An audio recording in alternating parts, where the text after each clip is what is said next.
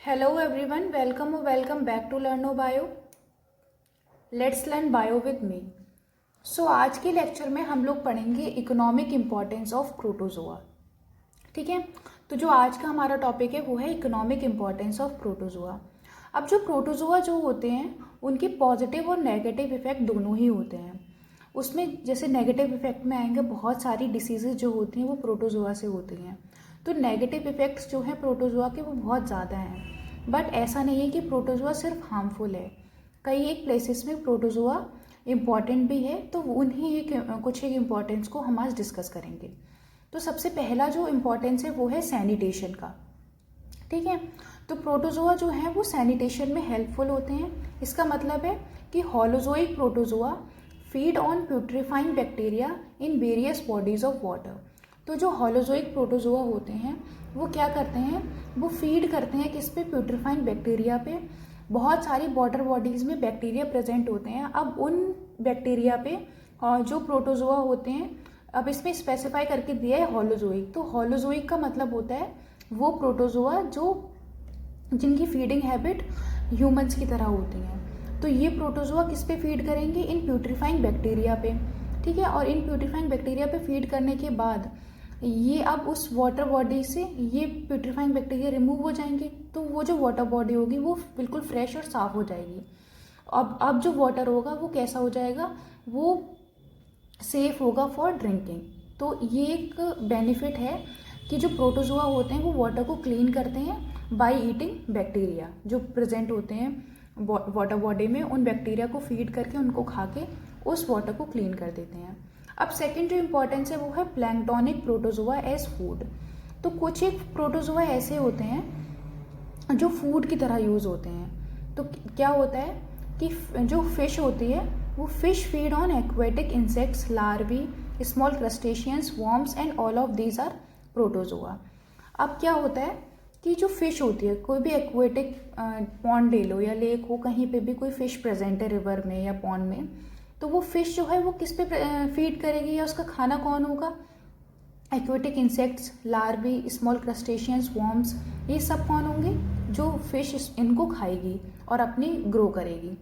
अब ये जो एक्वेटिक इंसेक्ट्स हैं, लार्वी हैं या स्मॉल क्रस्टेशियंस हैं, वॉर्म्स हैं, ये सब क्या है, सबके सभी कैसे हैं, प्रोटोजोआ पे फीड कर रहे हैं। तो अब एक चेन बन गई कि प्रोटोजोआ पे कौन फीड कर रहे हैं, ये वॉर्म्स, और इन वॉर्म्स पे कौन फीड कर रही है, फिश। ठीक है, तो इस तरह से एक फूड चेन फॉर्म हो गई। और फिर उसके बाद फिश को कौन फूड बना के खा रहा है, ह्यूमन बींग्स। ठीक है, तो इस तरह से क्या होता है कि एक प्रॉपर फूड चेन डेवलप हो रही है और जो प्रोटोजोआ हैं वो फूड चेन में भी हेल्पफुल हो रहे हैं और वो एज फूड भी कंज्यूम किए जा रहे हैं। अब उसके बाद आते हैं सिम्बायोटिक प्रोटोजोआ। अब सिम्बायोटिक प्रोटोजोआ क्या होता है, some protozoans found in symbiotic relationship with other organism. तो कुछ एक प्रोटोजोअन्स ऐसे होते हैं जो दूसरे ऑर्गेनिज्म के साथ एक रिलेशनशिप बनाते हैं जिसको हम बोलते हैं सिम्बायोटिक रिलेशनशिप। अब अगर सिम्बायोटिक रिलेशनशिप जहाँ भी होता है तो वहाँ पे पॉजिटिव और पॉजिटिव रिलेशनशिप रहता है। ठीक है, तो जो रिलेशनशिप वहाँ होगा वो कैसा होगा, पॉजिटिव पॉजिटिव। मीन्स जो भी होस्ट होगा और जो भी पैरासाइट होगा वो दोनों के दोनों बेनिफिट में रहेंगे, दोनों का ही फायदा होगा, चाहे वो होस्ट हो चाहे वो पैरासाइट हो, दोनों ही फायदे में रहेंगे।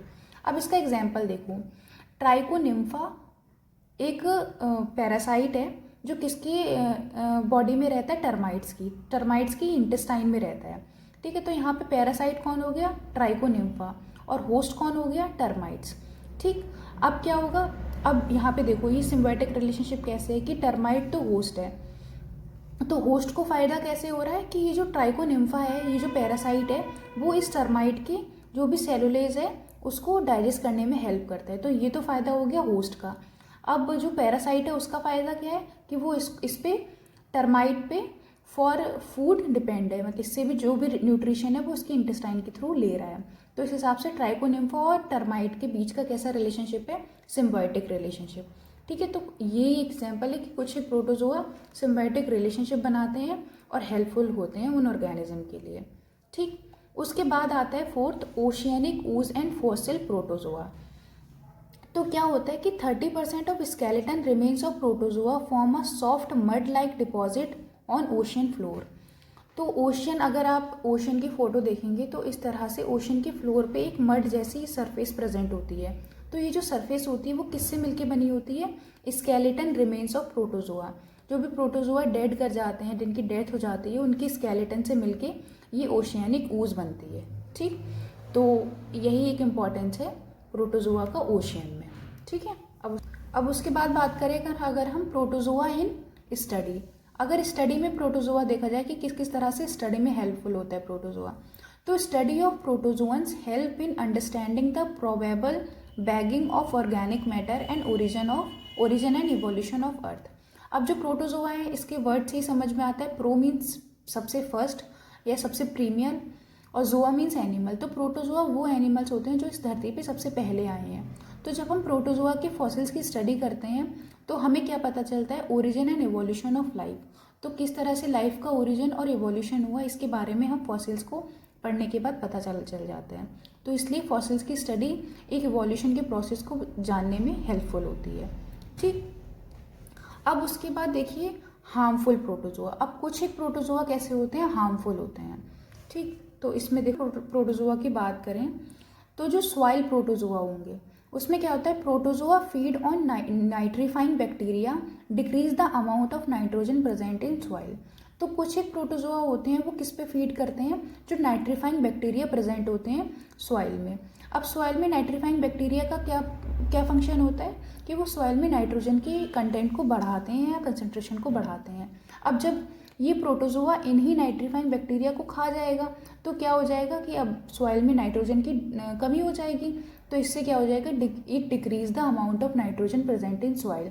इससे सॉइल में नाइट्रोजन की डेफिशिएंसी हो जाएगी। तो सॉइल प्रोटोजोआ जो होते हैं वो इसलिए हार्मफुल होते हैं। ठीक है, क्योंकि ये नाइट्रोजन की कमी प्रोड्यूस कर देते हैं।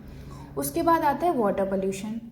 तो कुछ एक प्रोटोजोआ ऐसे होते हैं जो क्या करते हैं? वाटर पोल्यूशन भी कॉज करते हैं। जैसे इसमें कौन आते हैं? Some bioluminescent and dinoflagellate such as noctiluca, gymnodinium and gonyaulax. ये क्या करते हैं? Multiply so extensively as to turn water red with their bodies. ठीक है, इसको क्या बोलते हैं? ब्लूमिंग। और ये क्या फॉर्म करती है? Red tides. ठीक है, ये रेड टाइड्स फॉर्म करती है। अब क्या होता है कि कुछ एक ऑर्गेनिज्म जैसे बायोल्यूमिनेसेंट वो ऑर्गेनिज्म होते हैं जो कुछ तरह की लाइट प्रोड्यूस करते हैं। ठीक है, यहाँ पे लिखेंगे हम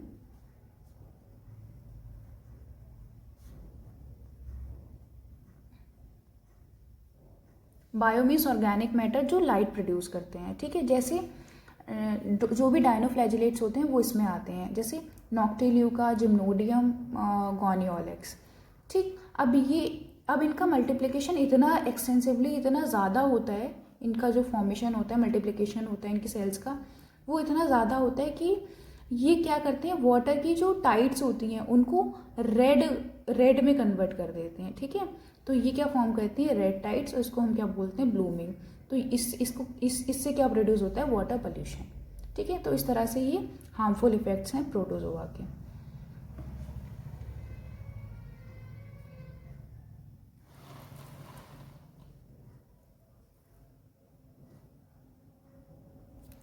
उसके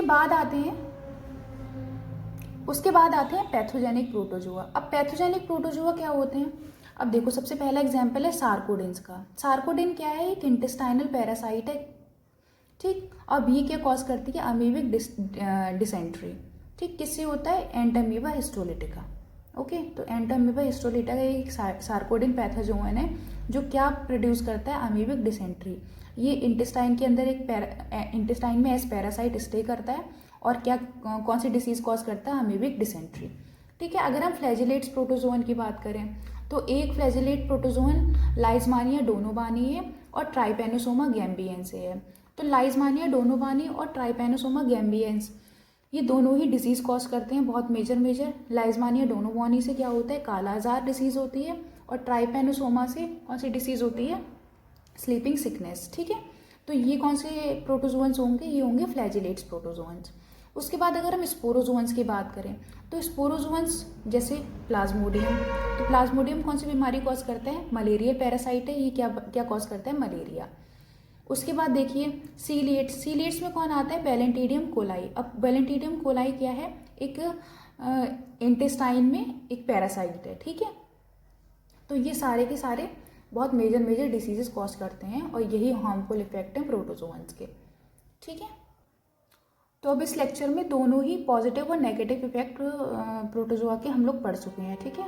नेक्स्ट लेक्चर में हम लोग प्रोटोजोआ में पैरासाइट्स को डिस्कस करेंगे कि किस तरह से प्रोटोजोआ एज पैरासाइट किसी भी बॉडी पे स्टे करते हैं, किसी होस्ट पे स्टे करते हैं। जो भी पैरासिटिज्म हमें दिखाई देती है वो हम पूरा डिस्कस करेंगे कल के लेक्चर में। अभी के लिए अगर आपको वीडियो पसंद आई है तो वीडियो को लाइक करें, चैनल को सब्सक्राइब करें एंड अपने दोस्तों के कलीग्स के साथ शेयर करें, ठीक है। Thank you.